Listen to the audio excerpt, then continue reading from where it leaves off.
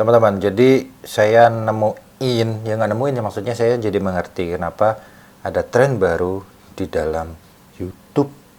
Trennya itu sebetulnya bukan sesuatu yang baru atau yang aneh ya. Ini sebenarnya gini-gini, saya ceritain.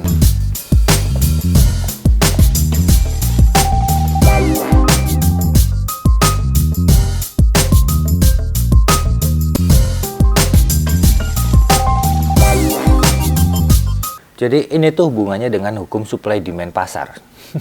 Ya kita kan kalau masuk ke dunia YouTube artinya kita berbisnis, berwirausaha, berentrepreneur. Jadi seperti orang wirausaha tapi masih berada di bawah naungan perusahaan PT YouTube.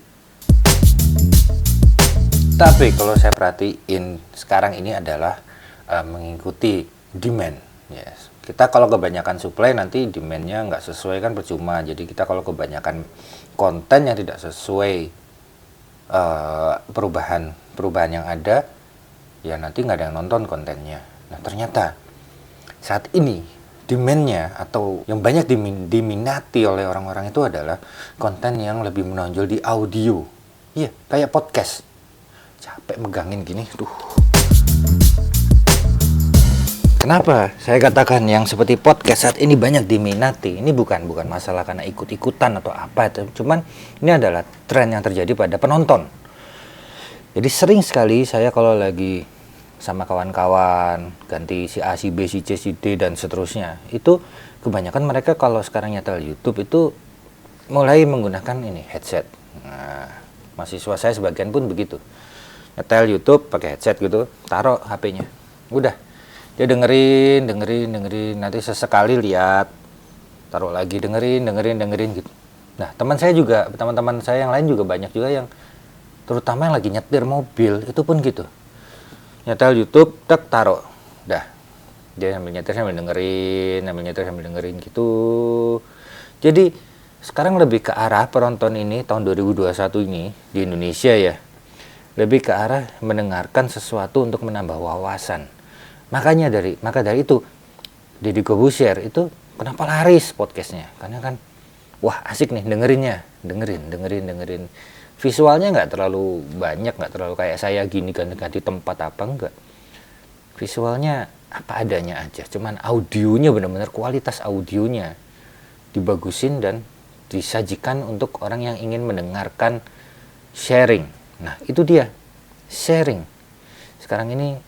Sharing ini jadi tren baru, dan video saya yang lalu itu biasanya saya nggak pernah mencapai 2000 penonton lebih kalau bukan video drone. Padahal saya yang video yang kemarin ini video tentang YouTube aja ya, kayak gini tentang YouTube. Kok banyak yang nonton ya gitu.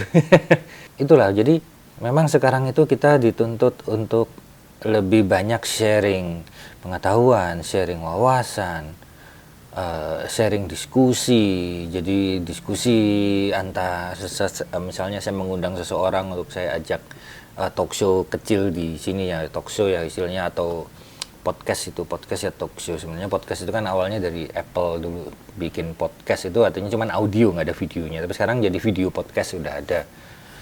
Nah, cuman memang untuk sebuah podcast itu ada persyaratan, adalah audionya harus sangat-sangat enak didengar. Itu enak didengar, tidak over decibel, tidak low decibel, tapi nol. Itu kalian kalau ngedit video ini ya, di video di editor kan ada level audio di editor, bisa dinaikin volumenya, bisa turunin volumenya ya, dipasin ke nol, itu sekitar nol aja, jangan lebih banyak, jangan kurang, nanti nggak kedengeran. Jadi teman-teman, kalian coba, saya juga akan coba lebih banyak memberikan sharing yang tidak terlalu banyak melibatkan visual, yang bisa ditonton oleh mereka. Saat ini banyak mereka yang nonton tanpa harus lihat HP, cukup dengarkan suara. Oh gini maksudnya, wah seru ya, wah gini ya, wah jadi tahu nih gini, tanpa nonton. Nggak sulit sebenarnya teman-teman, nggak sulit, cuman yang penting mulai dibiasakan aja, menyampaikan sesuatu dengan jelas, singkat, dan tepat sasaran. Tantangan baru untuk kita YouTuber. Cuman saya nggak bisa lepas dari visual, saya tetap audio visual seimbang. Karena saya reviewer kan, gimana mau nge-review barang tapi visualnya nggak ada, cuman didengerin ngomong gitu kadang juga nggak pas ya reviewer. Tapi harus kalau ada visualnya kita persingkat video. Kalau dominan audionya, maka kita bisa panjang videonya, durasinya. Dan situ banyak iklan, semakin panjang kan semakin banyak iklan. Dan ingat, kalau video panjang jangan sampai membosankan, jangan sampai terlalu banyak jeda waktu kayak itu jangan, nanti di skip nanti sama penonton. Jadi yang padat, singkat, dan tepat sasaran.